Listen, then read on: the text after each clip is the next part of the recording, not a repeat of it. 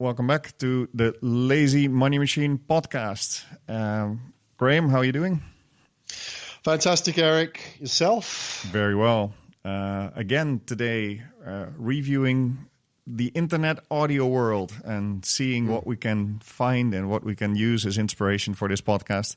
We're taking audio clips from the internet or articles from the internet, and basically Graham and I will discuss them and give our own opinion about it. And today we have another audio clip, so let's listen to it.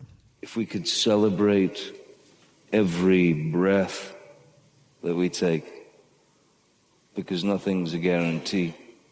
If we could celebrate the breath and the exhale, which is being alive, without, oh, my car won't start. Oh, geez, the cat dropped dead. Hey, I think I need a lobotomy.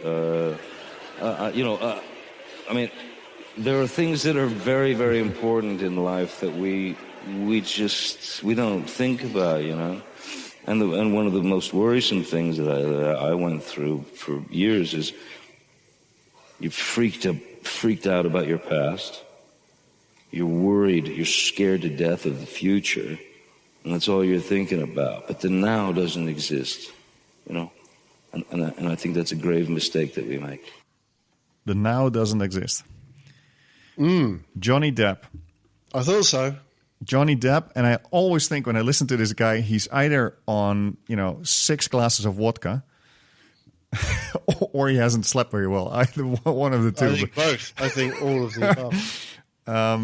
But again, this is somebody, I think, that behind the sort of slow talking attitude that he always portrays when he's doing interviews, this guy has it together, I think. And this is a bit philosophical. It's maybe a bit out of the realm of what we normally talk about. But I love this. I love the fact that, he says that, we're worried about, the past, we're scared about the future, and we forget to live in the now. What's your view on this? Isn't this the challenge we're all struggling with? Absolutely. I mean, how many, I know, for example, you've got people like Eckhart Tolle, The Power of Now. Yes. It just shows whether you believe it or not, or respect it or not, there's a real outcry for our generation, isn't there, to escape the terror of the past and the future, right? Right. Can you elaborate on that? How do you see that? Well, I don't know. And, we're under a lot of pressure from ourselves and from outside to worry about what comes next and to, what has happened in our past. That just to stop. I mean, if you were to just stop, when was the last time you just stopped and did nothing, right? And just enjoyed the moment. I mean, these moments are so few and far between. It's tough, right? I mean, we live such busy lives. I know it's nothing new, but it's taking a toll, isn't it? What's the toll that it's taking, you think?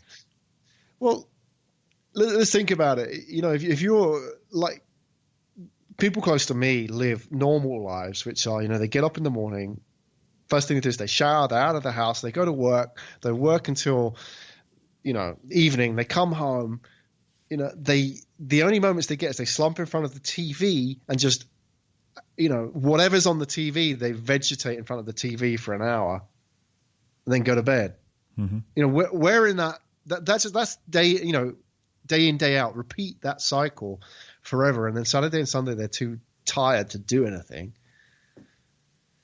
Where in that do they have a moment just to stop and enjoy something, like something simple, like the food, I don't know. Where do people eat their food these days when they're working? They eat at the desk. Where's all that gone? That time just to sit with somebody and eat something and enjoy. Isn't that what we're talking about? I mean, that's sort of, these are the things that make quality of life, aren't they? Yeah, I don't think we take enough time for that, yeah? Or especially now with handphones and with distractions everywhere. Doesn't that piss you off? Yeah, it pisses me off, but I'm also guilty of it at the same time. And right, we both worked in the mobile industry for 15 years, right? Well, it paid my salary for a long time, so. And the same with me. But doesn't it piss you off when you go to a meeting or you sit with somebody and they're on the phone and you're talking to somebody and they start flicking through their phone? Yeah. It shows them that, or it shows you that the time with you is less important than, the time with their 600 Facebook friends, right? Right. But isn't the driver then that people fear missing out because something might be going on Facebook and I just want to check? Well, I think that it's that, and I think the multitasking has become the norm, and I think that's one of the problems. So we all think that we can do all these things at the same time, driving and texting, checking our Facebook while we're in a meeting, or whatever else we do when we're in a meeting or with other people. But it takes away the being present, and I think we, including myself, we're slowly losing the skill of being present. And I think that's really something good to revive and learn again. Now, I know you do presentations, and I've done a lot of presentations in my time in business. I remember going into a room, let's say I was presenting with a team. It could be of 4 people. It could be 400 people in that room. But even if I was to walk in and it was 4 people and we were going to spend this 1 hour, these people have traveled to be there in this room, in that time, that moment. So they've made a sacrifice and an investment to be there. And they're in that room and we're talking for an hour.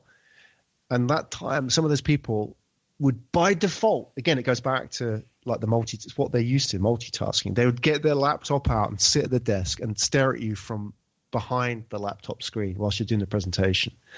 You're doing a presentation, they're checking their emails and they're doing work and so on. And I didn't get it.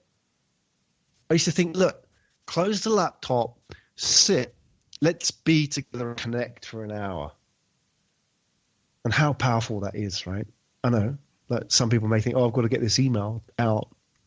But that can wait. It's like we talked about earlier in the other podcast about ring fencing your time. Mm-hmm. Do you think people are scared? I mean, why? Why does this happen, right? I think, to be honest, it's the new addiction, and I think I'm as guilty of it as many others. And the addiction to peek into other people's life is just taking over the being present with your current life. I think that's really what's happening. You're a peeping Tom into all your Facebook friends' lives, and you're trying to check out what's going on there. And in the meantime, you forget that you have your own life right in front of you, whether that's work, whether that's a presentation, whether that's, family dinner. I might have spoken about this before. We have a rule at family dinner that all the phones need to be away from the table and off, including my 2 teenagers who also have a phone now. And it's a fantastic rule. And it guarantees us that whenever we're eating, which is usually the time of the day that we're sitting together at the table, there's not going to be any distraction of phones.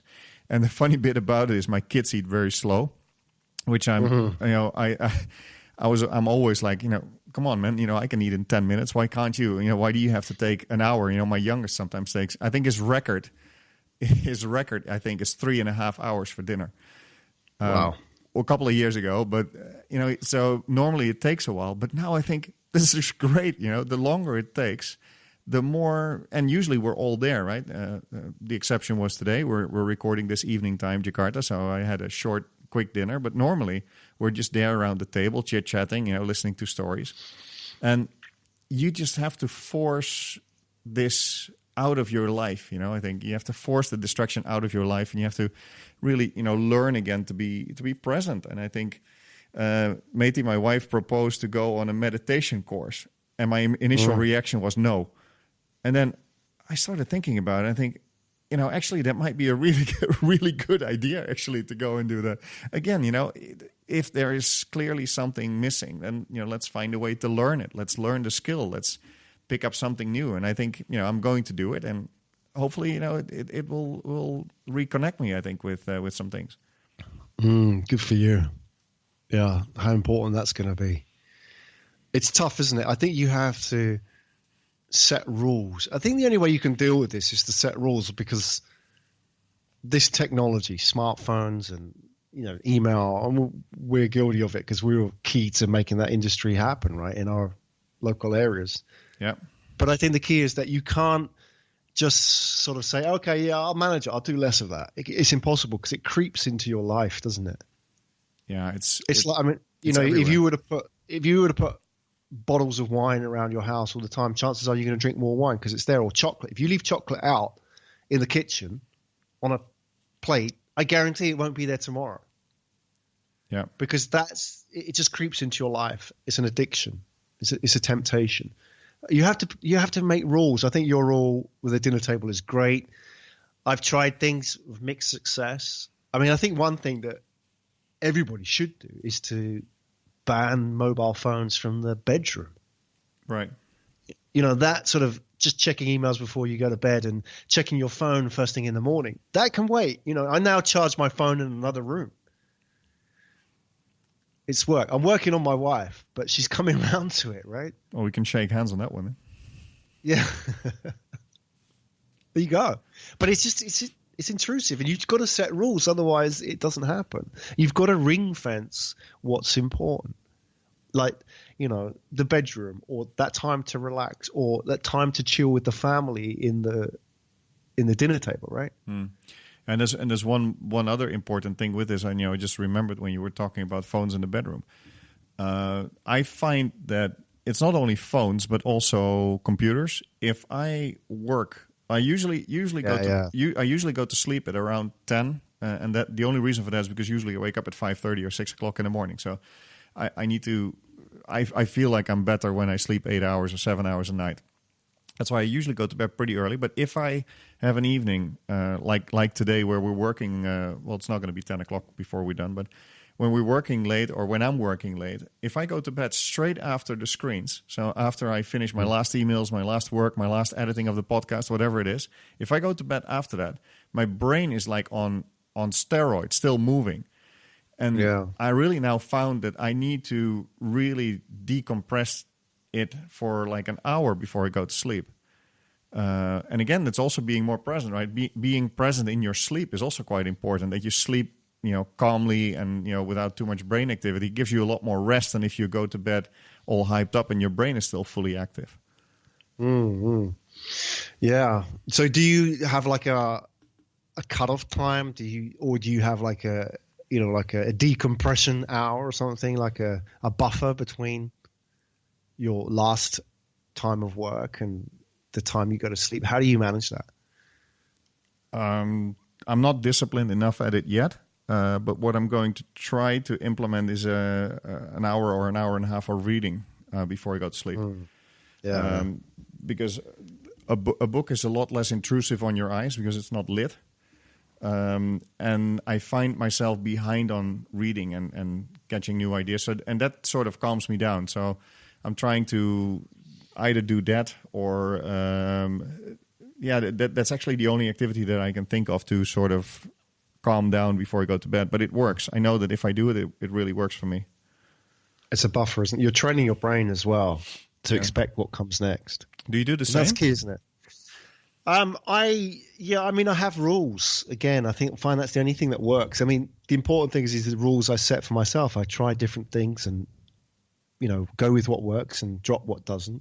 So for me, one of my rules is I don't take any work into the bedroom, which is easy to do. It's easy to sit there with a laptop on the bed because it's comfortable. But I kind of think that the brain knows what's going on. So if you then associate the bedroom with work, that can create stress for you, I think. Yeah. You want to create this place of peace where you can just go and just completely recharge. So that's one rule that works for me. Yeah. Yeah, that works really well. I mean, one other thing, I always have a piece of paper and a pen next to my bed. And it sounds a bit funny, but sometimes what happens is I go into the bedroom and then all sorts of things pop into my mind. And if I'm always worried that I forget about it, or it could be work related, it could be holiday related, it could be whatever, right? It could be, for some reason, sometimes things pop in my head. But if I then have a piece of paper and I can write it down, then at least I know it's there the morning after, right? I can just work on it then. You got it out. You got it out, and it's being noted and recorded. So it's gone. You don't need to keep thinking about it and thinking that you shouldn't forget, because the next day is another day to work on it. You reminded me of what I need to be doing. I used to do that, but I've forgotten. That works really well for me. Just a piece of paper and a pen, and then you can note down what it is that you're planning on working on the next day, and it gives you a good start for the next day. There's a few things that popped into your head that you can work on the day after then. But I think we started off with being present in the now, and we ended up talking about all the distractions in life. I think the lesson is let's make sure that we still realize that life is being lived with the people around you and in the presence of the people around you, and not so much in the presence of all your digital buddies on the social media. And as long as we keep reminding ourselves to focus back on that, I think then we should be okay. What do you think? Yeah, create rules. Don't be afraid to create rules for yourself. I think that's the key. Yeah. Create space, and to create space, you have to be firm. Be firm with yourself and create boundaries in your life. So you know what to do. Is this a time to work, or is this a time to relax? Yeah. Very important. We'll see you guys in the next episode of the Lazy Money Machine podcast.